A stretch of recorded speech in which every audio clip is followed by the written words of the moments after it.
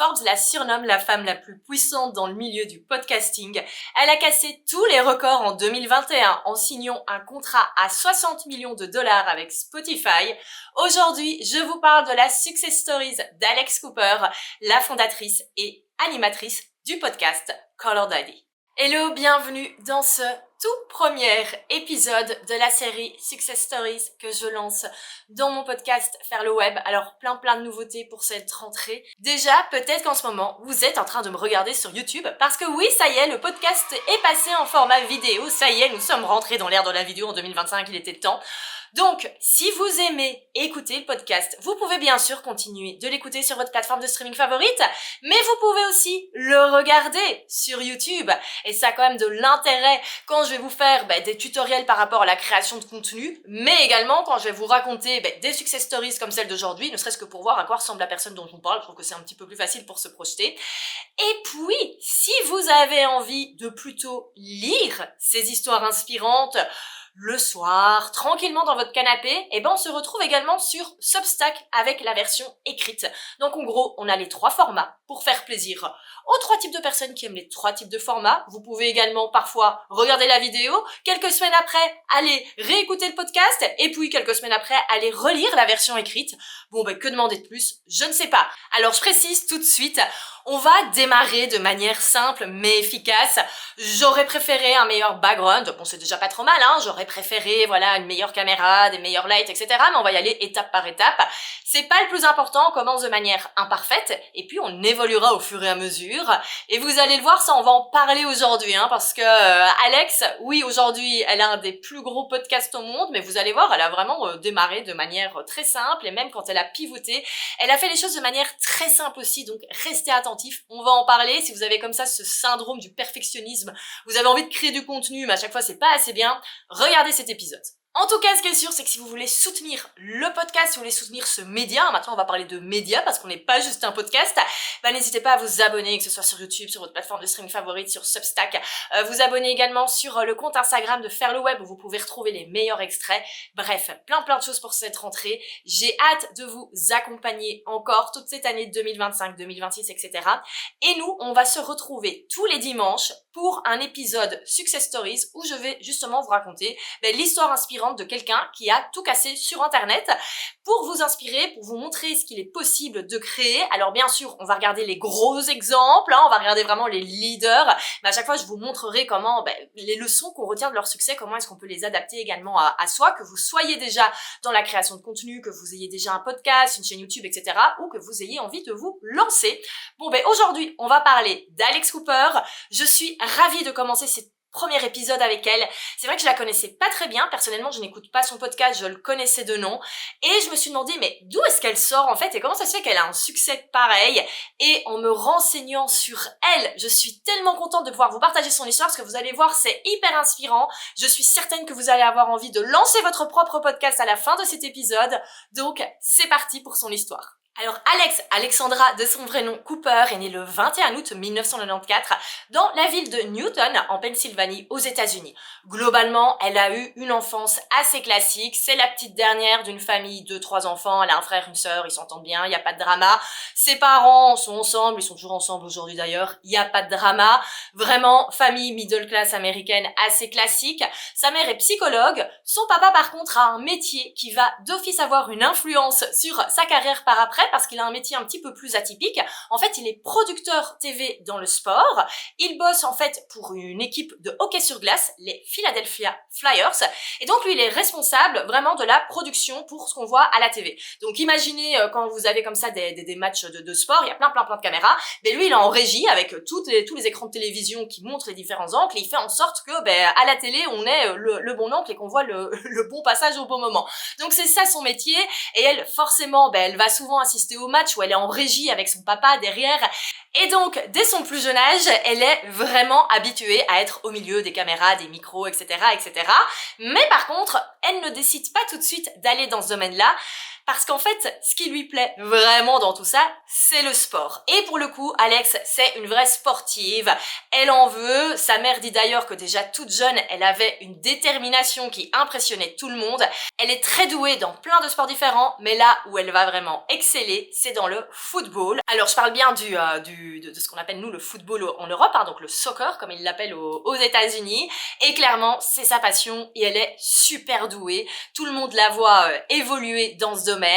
Et donc c'est vraiment là-dessus qu'est son focus numéro 1, c'est le foot, le foot, le foot, le foot. Cependant, elle ne reste pas bien loin des caméras. Oui, via son papa dont c'est le métier, ils ont pas mal de matériel à la maison, pas mal de caméras. Son père les filme souvent, ils ont pas mal d'archives vidéo de leur famille. Et donc, elle commence aussi à s'amuser avec les caméras, mais vraiment son focus c'est le foot, le foot, le foot. Et donc globalement, elle a une enfance relativement heureuse. Et donc elle a la vie classique d'une petite fille de 8-9 ans. Ça devient un petit peu compliqué vers l'âge de 10 ans. Parce qu'à l'école, elle commence à être ennuyée par les garçons. Alors autant, elle le dit, elle n'a jamais eu de soucis pour se faire des amies filles. D'ailleurs c'est pour ça qu'elle adore son équipe de foot, parce qu'elles sont qu'entre nanas. Mais par contre à l'école c'est beaucoup plus compliqué. Les garçons se moquent d'elle. Alors pourquoi? Pour des raisons débiles bien sûr.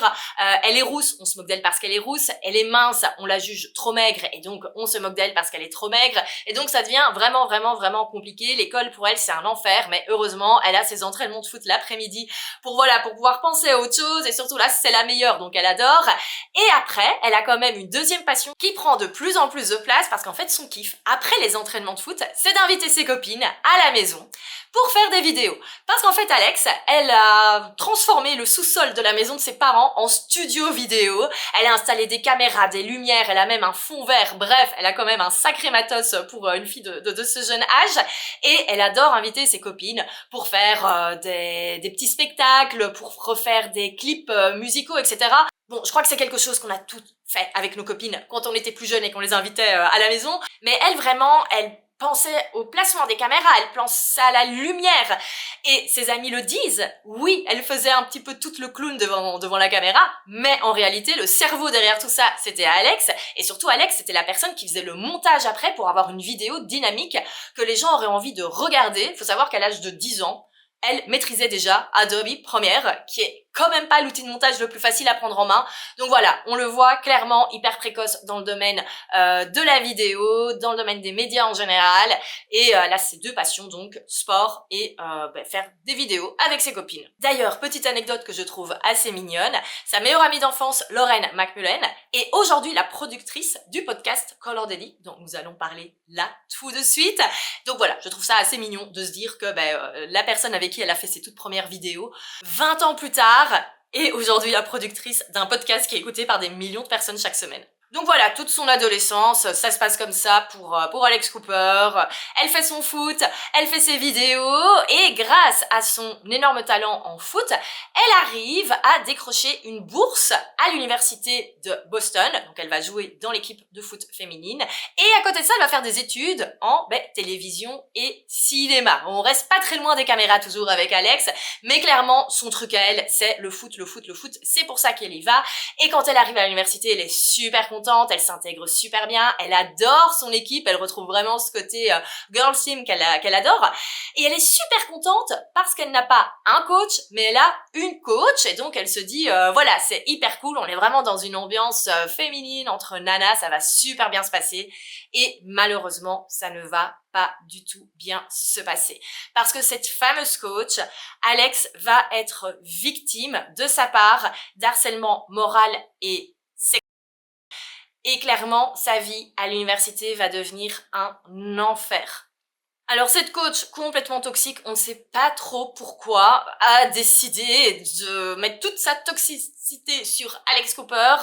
Donc je pourrais vous parler pendant des heures de tout ce qui s'est passé pendant ces 2 années à l'université de Boston, mais globalement, quand elle regardait les images des matchs qui avaient été joués, au lieu de commenter ses performances, de lui dire prochaine fois tu fais ça, prochaine fois tu te places là, elle faisait plutôt des commentaires sur son physique, des commentaires un petit peu bizarres. Elle essayait toujours de trouver des excuses pour qu'Alex se retrouve toute seule dans son bureau. Elle faisait énormément de commentaires déplacés sur la vie privée d'Alex, quand elle avait un copain, quand elle allait dormir chez un copain. C'était tout un drame et pour vous dire à quel point ça a été loin, Alex, dès le début à l'université, elle s'est fait une super bonne copine qui était dans l'équipe de foot aussi. Elles sont devenues roommates à l'université et la coach a fait en sorte qu'au bout de la première année, cette amie soit virée. On parle quand même aussi de quelqu'un qui était boursière également, donc elle a complètement flingué l'avenir d'une jeune femme qui n'avait rien demandé. Tout ça pour faire chier Alex et lui montrer, regarde comme je suis toute puissante et regarde, si j'ai fait ça à ta pote, je peux te le faire à toi aussi. Donc Alex, elle est vraiment dans cette ambiance hyper toxique, c'est de plus en plus malsain. Elle en parle beaucoup à ses parents, elle est très proche de ses parents et au bout d'un moment, sa mère, qui est quand même psychologue, dit mais là ça ne va pas du tout, il va falloir qu'on aille parler à un avocat, qu'on aille vérifier si ça peut bien être considéré comme du harcèlement. Et l'avocat confirme, oui, là ce n'est pas possible, allez parler à la direction de l'université directement. Donc elle va avec un avocat, ses parents, à la faculté des sports de l'université de Boston, ils sont reçus par le doyen qui globalement, on les reçoit 5 minutes en leur expliquant gentiment que voilà, ma petite cocotte, tu es boursière, on ne va pas dégager cette coach qui est nationalement connue, qui est célèbre, on a galéré pour l'avoir, donc tu vas gentiment te taire et tu fais ton foot, tu fais tes études et voilà. Et ça, c'est pas possible pour Alex, elle ne peut pas rester dans cet environnement, donc elle décide de claquer la porte de l'université de Boston, mais clairement, c'est une décision hyper compliquée pour elle, faut pas oublier qu'elle était boursière, faut pas oublier que c'était son rêve, faut pas oublier qu'elle avait vraiment un avenir dans le foot, et donc elle claque la porte à son rêve, à son avenir. Elle a la rage, c'est elle qui le dit, elle avait vraiment la rage à ce moment-là, mais je cite ces mots, à ce moment-là, elle s'est fait la promesse que plus jamais personne ne la ferait taire.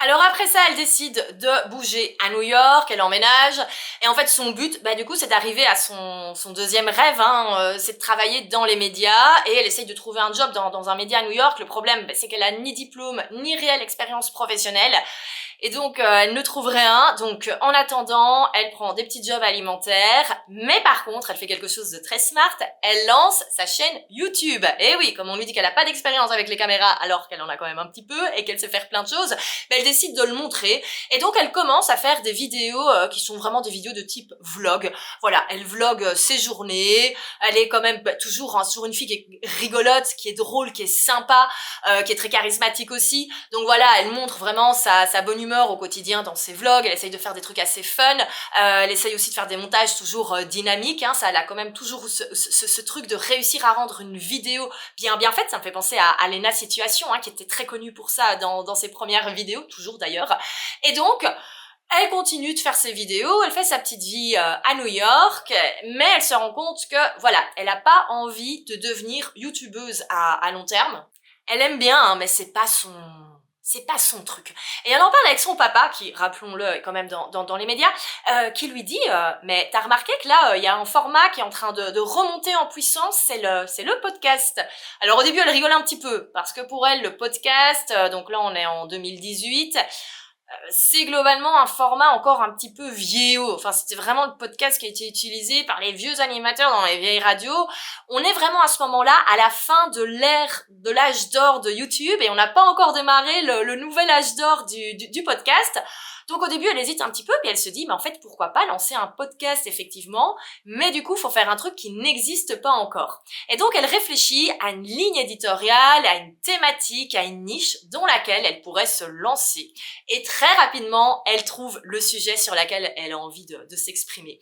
En fait, elle se souvient que quand elle était dans les vestiaires au football, mais entre filles de 18, 20, 21 ans, de quoi est-ce que ça parle? Bien sûr, ça parle de mecs, ça parle de dating life, ça parle de vie intime, et elle se souvient qu'elle, c'était toujours la fille qui avait des bons conseils, qui avait pas peur de s'exprimer, d'utiliser certains termes et tout, et que ses copines l'adoraient pour ça, et elle s'est dit, mais en fait, je devrais lancer un podcast où je parle de ça ouvertement. Ça n'existe pas, et on a le droit de libérer la parole des femmes, parce que oui, nous avons une vie également. Et donc, elle se dit que c'est le parfait timing. Par contre, elle n'a pas envie de lancer ce podcast tout seul, elle a envie d'avoir une co-host. Et donc, elle pense très naturellement à sa colocataire Sophia Franklin, parce qu'elles peuvent passer des soirées entières à parler de leur mec, de leur dating live, etc.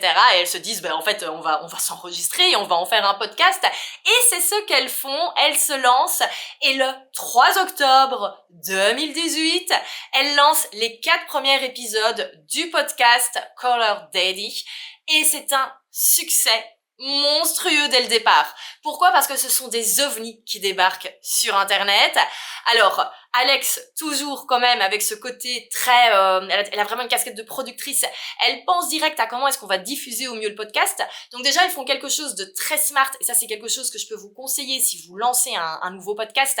C'est de lancer plusieurs épisodes en même temps le premier jour. Comme ça, vraiment, les gens peuvent entendre plusieurs épisodes. C'est comme ça qu'ils vont plus facilement s'abonner et s'attacher à vous. Donc, elle lance directement 4 épisodes le 3 octobre 2018.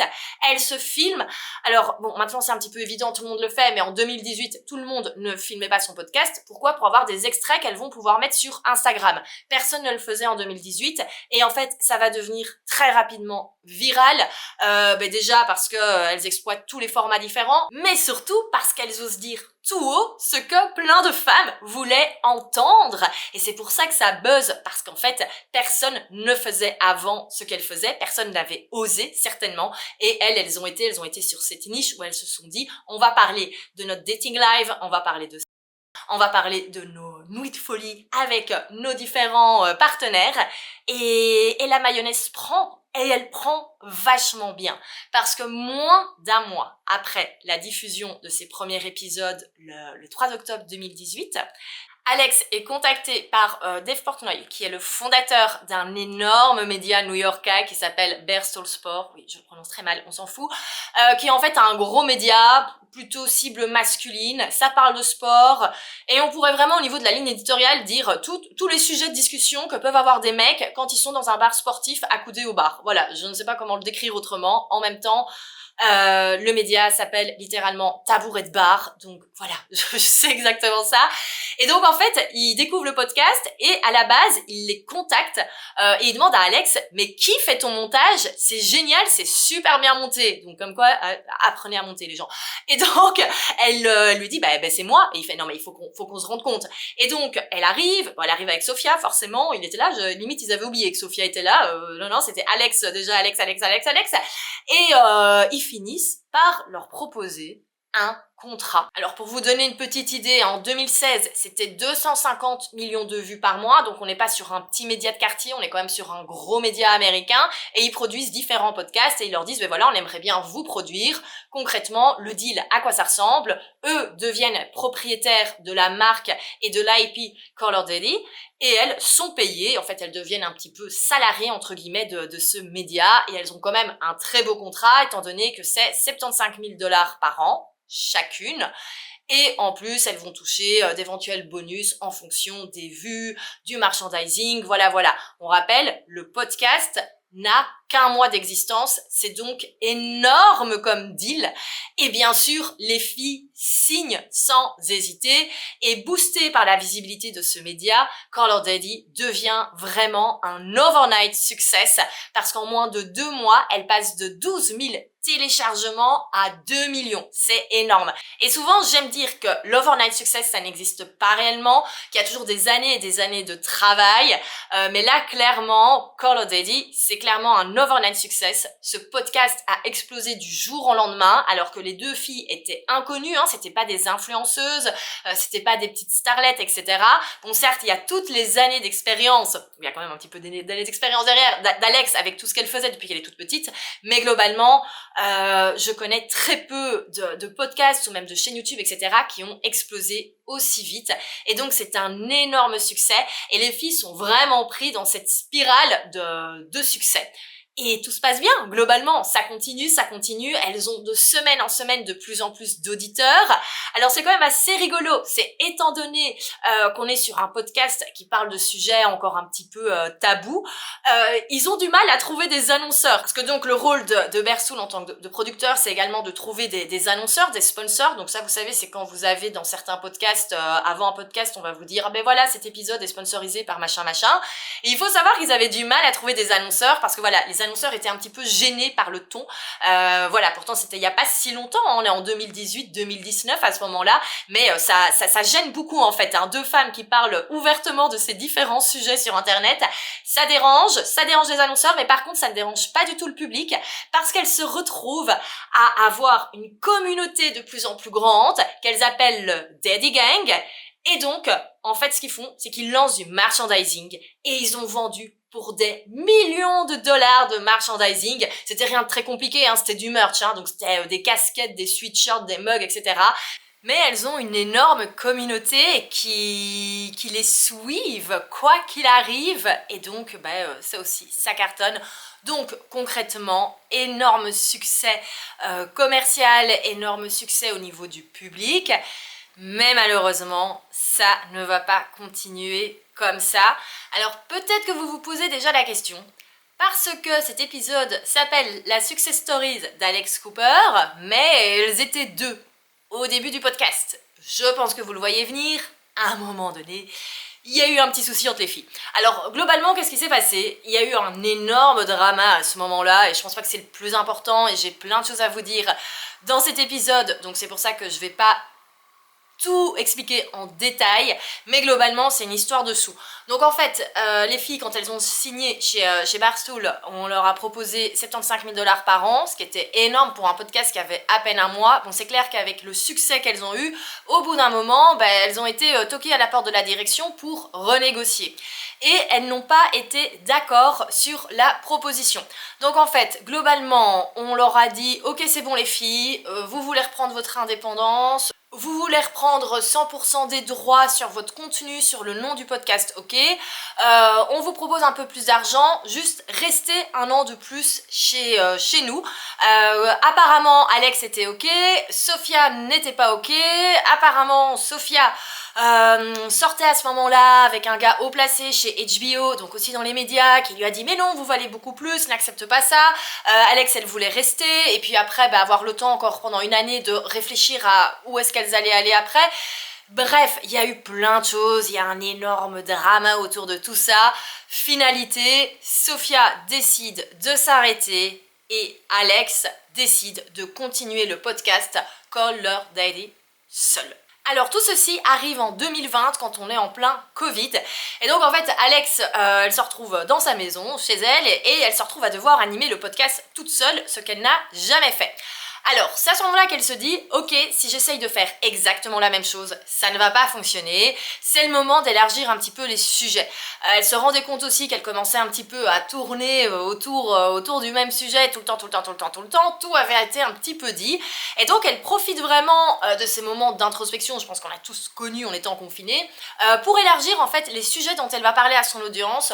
Donc elle va parler un petit peu plus de santé mentale, elle va parler vraiment d'autres sujets, et alors pour la petite anecdote, elle enregistre tout ça dans le sous-sol de sa maison, et oui, on retourne dans ce fameux basement comme disent les Américains, et ça prend, alors on est en 2020, tout ce qui est digital, globalement, a connu un très bon succès à ce moment-là. J'en ai fait partie, hein. J'ai connu les heures de gloire 2020-2021 des créateurs. Mais globalement, elle, alors que tout le monde pensait qu'elle allait un petit peu se casser la gueule toute seule en étant toute seule aux commandes du podcast, en fait, ça fonctionne encore mieux. Et elle se rend compte qu'elle peut vraiment créer quelque chose d'encore plus grand. Et au lieu d'avoir un podcast où elle parle de cul toute la journée, en fait, elle peut avoir un podcast vraiment qui s'adresse à toutes les femmes sur plein de sujets. On a vraiment ce côté un petit peu empowerment féminin qui revient, parce que même si elle a toujours sa touche très drôle, etc., elle commence à parler de sujets plus profonds et elle se rend compte vraiment que ça a un vrai impact au niveau de sa communauté. Et donc, elle décide de continuer comme ça, mais elle n'a pas envie d'avoir un podcast solo. Et elle se dit qu'au lieu d'avoir une host qui est toujours la même, elle pourrait avoir des invités. Alors là encore, elle est vraiment visionnaire, parce que maintenant, des podcasts avec des interviews, il y en a des nouveaux qui sortent tous les jours, mais globalement, des podcasts où on allait interviewer à chaque fois quelqu'un de nouveau, où c'était vraiment la ligne éditoriale, c'était pas encore aussi répandu qu'aujourd'hui. Et pour le coup, elle va quand même avoir une très chouette invitée pour démarrer cette nouvelle saison, entre guillemets, dans Colored ID, étant donné qu'elle va recevoir Miley Cyrus. Alors Miley Cyrus, à ce moment-là, elle vient de se séparer de son mari Liam Hemsworth. Ça a été une relation très compliquée et une séparation très compliquée. Et donc, Miley est venue lui parler de tout ça à cœur ouvert. Donc on reste encore une fois dans les sujets des relations, etc. Elle n'était pas là pour parler d'une nouvelle série ou d'un nouvel album, etc. Elle est vraiment venue parler à cœur ouvert à Alex et ça a cartonné, les gens ont adoré. Et pour la petite anecdote, en préparant cet épisode, quand j'ai voulu aller voir les archives de ce premier épisode interview, je m'attendais à avoir vraiment un magnifique studio de podcast, déjà tout bien designé, tout bien brandé, et en fait, pas du tout. Elles ont fait ça dans le jardin d'Alex, je pense, ou alors dans le jardin de Miley Cyrus, je ne sais pas. Elles sont toutes les deux sur un transat. Au début de la vidéo, on voit carrément une caméra de l'autre côté avec la personne qui filme. Bref, c'est vraiment fait comme si vous et moi, on l'avait fait dans notre jardin. Et en fait, j'adore. Et je trouve ça génial. Et c'est pour ça que je vous le disais en introduction, si vous voulez démarrer du contenu, vraiment, faites-le d'abord avec vos moyens de bord. Alex, elle aurait pu se dire, en plus avec la notoriété qu'elle avait déjà, et en plus, elle interviewe pas n'importe qui, je veux dire, c'est Miley Cyrus, elle aurait pu se dire, ok, c'est bon, il faut d'abord que j'ai un super studio, nanana, 4-5 caméras, un super monteur. Mais en fait, pas du tout. Elles ont fait ça sur 2 transats où elles papotent entre copines. Et je pense que c'est ça aussi qui a plu, c'est le côté authentique.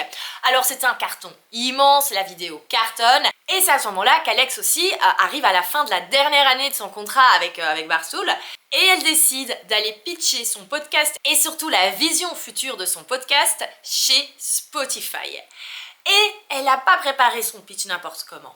Elle l'a préparé comme une vraie businesswoman, à savoir qu'elle n'est pas juste venue pitcher un podcast, elle a pitché une marque, un mouvement, parce que c'est vraiment ça la vision qu'elle a pour Colored ID. Alors déjà, elle veut absolument faire des interviews, mais elle a vraiment envie de créer tout un écosystème autour de ça, bien sûr toujours du merchandising, mais faire des événements futurs, etc. Bref, elle a vraiment une très grosse vision par rapport à ça, et chez Spotify, ils adorent et ils lui signent un contrat monumental, à savoir 60 millions de dollars pour bosser 3 ans ensemble, donc ça fait 20 millions par an. Pour un podcast, je ne sais pas si vous réalisez. C'est vraiment l'un des plus gros deals qu'il y ait eu au niveau du podcast et surtout c'est le deal le plus grand pour une femme. Elle a brisé le plafond de verre à ce moment-là. Et donc voilà, elle est partie pour 3 ans de travail avec Spotify et ils se développent très bien ensemble. C'est vraiment une collaboration qui se passe assez bien. Ils continuent de faire un épisode par semaine avec une invitée. Et continue de développer tout l'univers autour de Colored ID. Alors, être sponsorisé comme ça par des grosses plateformes comme Spotify, c'est clair, c'est pour les grands noms. Après, je vous rassure, si vous avez envie de lancer un podcast et que vous avez envie de gagner de l'argent avec, il y a plein de moyens de monétiser son contenu sans être Alex Cooper, sans être à la tête d'un podcast qui fait des millions d'écoutes chaque semaine et sans être partenaire officiel de Spotify. Si c'est quelque chose qui vous intéresse, j'ai une vidéo qui explique la monétisation de contenu, comment ça se passe quand vous faites du contenu, qu'est-ce que vous pouvez proposer, qu'est-ce que je vous conseille en fonction de la taille de votre audience. Parce que non, vous n'avez pas besoin d'avoir des millions, voire même des milliers d'abonnés, vraiment, même avec quelques centaines déjà d'écoutes avec un podcast, vous pouvez déjà gagner votre vie. Mais pour ça, il faut savoir quel business model choisir. Et donc, je vous parle de tout ça dans cette vidéo. Elle est dans le petit sur YouTube. Et si vous m'écoutez en podcast, vous la retrouverez bien sûr en description de l'épisode. Alors, je jump jusqu'en 2023 où là, Alex décide de créer sa propre société de production. Donc en fait, elle a envie de produire, toujours avec Spotify, elle a envie de produire d'autres podcasts. Donc elle lance sa société de production qui s'appelle Unwell parce qu'elle a vraiment à cœur de pouvoir aider d'autres créateurs à se développer également comme elle l'a fait. Donc elle a sa société de production, elle a toujours son média. Elle ne s'arrête pas là parce qu'elle lance également The Unwell Tour. Donc c'est une tournée pour son podcast.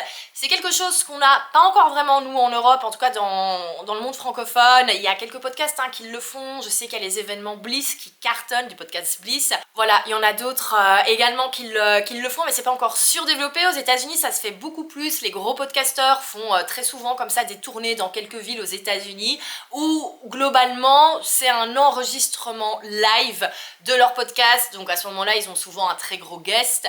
Ils en profitent pour faire un petit question-réponse à la fin avec leur audience. Mais ça va pas plus loin. Et elle, justement, elle a voulu faire quelque chose de dingue. Elle a voulu vraiment faire un espèce de show à la Broadway où vraiment elle raconte son histoire. En fait, c'est presque un one-woman show, on pourrait dire. Elle danse, il y a des danseurs avec elle. Donc il y a eu une première version qui était un petit peu plus simple entre guillemets sur la côte ouest américaine, et en 2024 elle a fait la version un peu plus Broadway sur la côte est où il y avait quand même 7 villes et c'est environ 30 000 personnes qui ont assisté à ces différents shows. Si ça vous intéresse, on voit absolument toutes les coulisses de la préparation dans le documentaire Color Alex qui est sur Disney+. Enfin c'est une production Hulu mais du coup on la retrouve chez Disney+, chez nous en Europe, et voilà, si ça vous intéresse de voir un petit peu tout ça, c'est vraiment très intéressant. À côté de ça, le podcast bien sûr continue de se développer. Elle a même reçu, toujours en 2024, Kamala Harris qui a demandé à venir, enfin c'est son équipe qui lui a demandé de venir. Donc elle en est venue jusqu'à recevoir quand même celle qui était la vice-présidente des États-Unis à ce moment-là. Pour le coup, elle a été un petit peu critiquée parce qu'on a dit ouais mais tu fais pas de politique, t'as jamais fait de politique, pourquoi est-ce que tout d'un coup tu viens avec une politicienne? En fait elles ont absolument pas parlé de politique, l'idée c'était vraiment encore une fois de garder ce côté empowerment féminin. Elle a reçu également plein d'autres célébrités, je pense à Gwyneth Paltrow, Jane Fonda, elle a également eu Hailey Bieber. Ça a été un épisode énorme où pour la première fois Hailey parlait de sa relation avec Justin Bieber, de la rivalité avec Selena Gomez. Moi c'est à ce moment-là en fait que j'ai entendu parler du podcast pour la première fois parce que vraiment ça a buzzé partout, on voyait des extraits de ce podcast dans tous les médias. Et donc voilà, tout ça fait qu'en 2024 on est à 5 millions d'auditeurs chaque semaine. Je sais pas si vous vous rendez compte, 5 millions d'auditeurs chaque semaine, et le podcast on est plus ou moins à 10 millions d'écoutes sur chaque épisode, donc c'est un truc énorme, c'est un des podcasts les plus écoutés au monde. Alors côté vie privée, c'est vrai qu'on en a pas beaucoup parlé, c'est pas le but, mais globalement tout va très bien pour elle aussi. Elle s'est mariée en 2024, belle année 2024 Alex, avec le producteur Matt Kaplan, qui d'ailleurs est son business partner, ils bossent énormément ensemble, on le voit dans le documentaire Hulu, qu'il est vraiment là en train de l'aider sur la tournée, etc., etc. Donc elle a vraiment sa garde rapprochée avec son mari qui est son business partner et sa productrice qui est donc sa meilleure amie d'enfance. Et on pourrait croire que c'est déjà pas mal l'année 2024 pour Alex, un des podcasts les plus écoutés au monde, une tournée qui cartonne, Kamala Harris quand même dans les guests. Et non, parce qu'elle renégocie son contrat encore une fois, parce qu'elle était arrivée à la fin de son contrat avec Spotify, et cette fois-ci, elle a fait un deal avec SiriusXM, également un gros média américain, j'avoue je ne connaissais pas, et là on a cassé tous les scores. Je vais être obligée de regarder mes notes pour vérifier que je dis bien le bon chiffre, mais oui, on est bien sur un contrat à 125 millions de dollars. Boum! Voilà, ça va. Je pense que si le micro de podcast d'Alex tombe en panne, elle n'a pas de mal à s'en racheter un deuxième, voire même un troisième. Donc ça c'était il y a tout récemment, c'était l'an dernier qu'ils ont signé. Donc voilà, très belle année 2024, elle l'a conclue en novembre en expliquant qu'elle lançait sa propre marque de boisson. Alors je vous avoue, quand j'ai préparé l'épisode et que j'ai vu qu'elle avait une marque de boisson qui s'appelle donc Unwell Drink, donc Unwell, toujours le nom de sa société de prod, je me suis dit, ouais bon, encore une influenceuse qui lance sa marque. En fait, elle a vraiment pensé son projet, c'est pas juste un projet pour faire de l'argent en plus, en tout cas j'ai l'impression.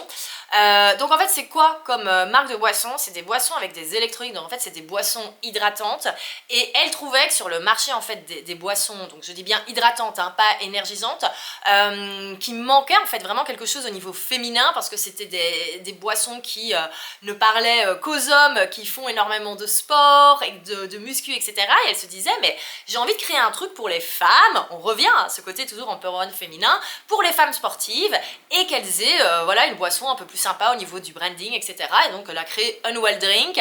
Petite anecdote, ils sont partenaires officiels de la Ligue nationale de football féminin américain. Voilà, je trouvais ça assez sympa. Donc elle est retournée également grâce à sa boisson, elle est de nouveau un petit peu dans le milieu du foot. Et pour le coup, ça cartonne parce qu'elle est distribuée dans de nombreux magasins et dans de nombreuses chaînes aux États-Unis, notamment chez Target. Target, en gros, c'est les plus gros supermarchés américains. Vous trouvez tout là-bas, c'est un truc énorme. Il y en a à tous les coins de rue. Bref, Target.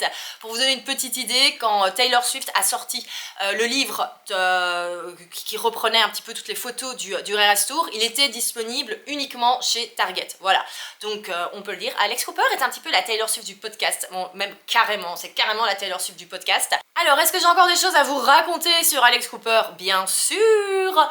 Donc, elle continue de faire des événements sous la marque Unwell.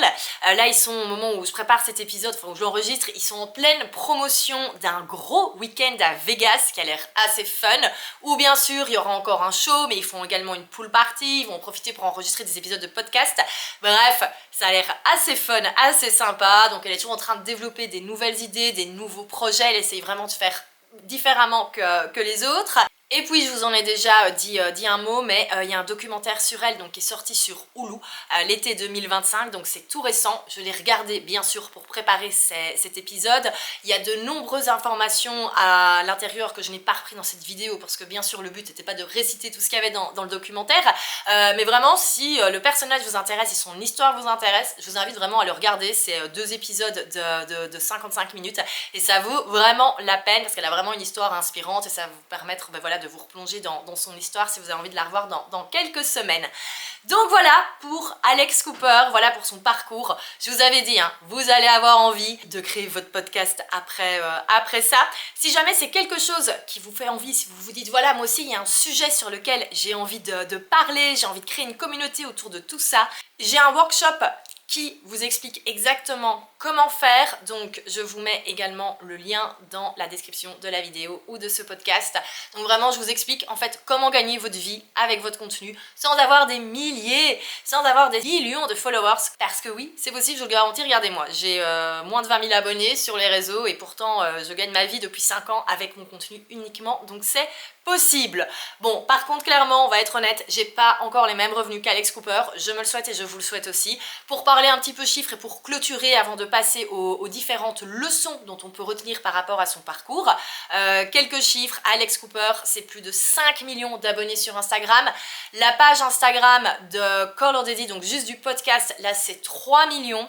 Et en juin 2025, Forbes a sorti le classement des créateurs de contenu qui globalement valait le plus d'argent, en tout cas qui avait la plus grande richesse. Elle se classe 7e de ce classement. Le premier c'est MrBeast, le youtubeur, et elle est la première femme. Donc globalement c'est la créatrice de contenu au monde qui génère le plus d'argent. Donc voilà, bravo Alex, bravo pour ce parcours inspirant. Alors, même si on n'a pas les mêmes ambitions en termes de vues, en termes d'audience, en termes de chiffre d'affaires, en termes de deal, qu'est-ce qu'on peut retenir de son histoire? Alors, je vous ai bien sûr préparé quelques petites leçons à retenir. Bon déjà, première chose, moi un truc qu'on peut dire, c'est qu'elle fait que bosser la fille. Hein.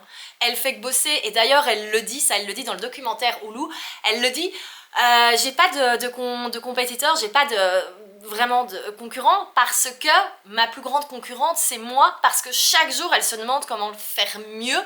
Je crois que c'est une très grosse perfectionniste et elle est toujours en train de travailler, elle est toujours en train de voir comment est-ce qu'elle peut s'améliorer. On le voyait déjà petite, hein, elle avait vraiment le souci du détail dans ses vidéos et je pense que c'est important de le dire que si on a des belles ambitions, faut avoir envie de bosser. On a beaucoup ce discours sur le web où c'est facile, vas-y lance ton Instagram, tu ne vas travailler qu'1 heure par jour et tu vas voir, tu vas pouvoir gagner plein d'argent. Alors c'est sûr qu'il y a moyen d'automatiser plein de choses, c'est sûr que c'est un très chouette métier et que ce n'est absolument pas pénible. Moi là je suis en train d'enregistrer cette vidéo, c'est du plaisir, vraiment, mais par contre c'est du boulot, il y a de la préparation.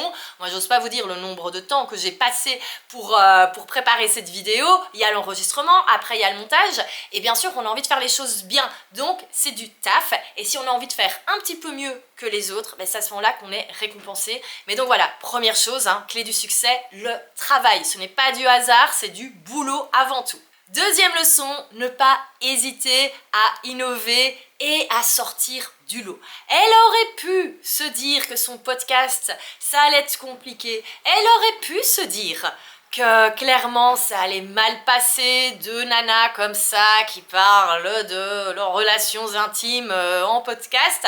Et d'ailleurs, elle le dit encore une fois dans le documentaire, qu'il y a des gens qui lui ont tourné le dos. Elle a perdu des amis qui n'assumaient pas son personnage. Et ben c'est pas grave, elle a osé, elle est restée elle-même et elle a continué de suivre sa vision quoi qu'il arrive.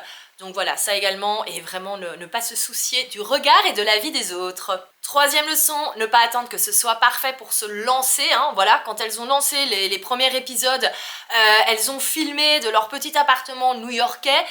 C'était deux jeunes travailleuses, Alex et Sophia, donc elles n'avaient certainement pas des milliers de dollars à mettre dans le matériel. Elles ont filmé à l'iPhone, enfin voilà, elles avaient juste investi dans 2 micros et c'est tout. On l'a vu, l'épisode avec Miley Cyrus, il a été fait d'abord dans un jardin sur 2 transats avant de créer un vrai beau studio. Donc voilà, on commence avec ce qu'on a et on évolue au fur et à mesure. Ça, je pense que c'est méga important à répéter parce que moi, le nombre de personnes qui me disent « Ah ouais, j'aimerais bien aussi faire des vidéos, faire un podcast, etc. mais j'ai pas le matériel », sachez que vous avez tous du matériel pour faire du contenu chez vous. À partir du moment où vous avez un téléphone type iPhone, enfin bref, smartphone, c'est bon, ça suffit. Bon, il faut savoir que mes toutes premières vidéos, quand j'ai lancé mon activité il y a déjà 10 ans, je les filmais avec mon iPhone 5. Alors certes, c'était pas du tout le même rendu qu'aujourd'hui, où j'ai ma ring light, où j'ai une meilleure caméra, où j'ai des lights derrière, voilà, on commence à faire un truc qui ressemble à quelque chose. Mais c'est pas grave, ça fonctionnait, et c'est ça qui m'a permis de trouver mes premiers clients. Le podcast, je l'ai lancé d'abord avec mon iPhone, donc vraiment je dictais dans mon iPhone, dans le dictaphone de l'iPhone.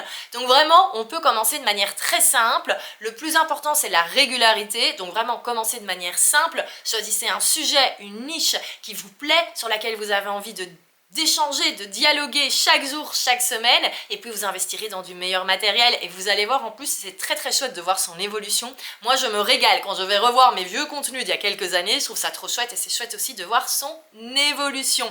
Alors on parlait justement de choisir un sujet qui nous plaît, ça c'est la 4e leçon, c'est vraiment pensez à votre communauté et créez vraiment cet aspect communauté. Et ça, pour le coup, Alex, elle l'a super bien réussi. Si vous regardez le documentaire Hulu, c'est les images qu'elle a lors de sa tournée, c'est un truc de fou. Après, c'est très américain, mais globalement, quand vous regardez les images du public qui est en folie quand elle arrive, moi j'ai l'impression de revoir les images du Eras Tour avec Taylor Swift. Oui, je sais, j'arrête pas de les comparer, mais bon, que vous le... Donc, globalement, aspect 4e, communauté, d'ailleurs qu'elle surnomme le Daddy Gang, donc voilà, ça dit bien, c'est le gang, c'est un gang de nanas en fait.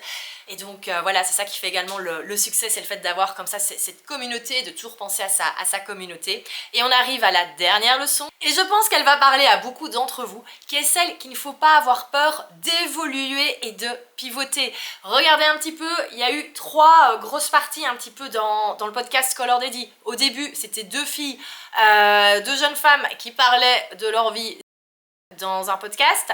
Ensuite, Alex tout seul qui raconte un petit peu tout ce qui lui passe par la tête pendant le confinement. Et ensuite, c'est devenu un des plus gros podcasts d'interview au monde. Et donc, son podcast a vraiment évolué avec elle. Et il va certainement continuer d'évoluer. Mais il ne faut pas avoir peur comme ça de faire des changements. Il ne faut pas avoir peur de pivoter. Il ne faut pas avoir peur de tester des nouvelles choses.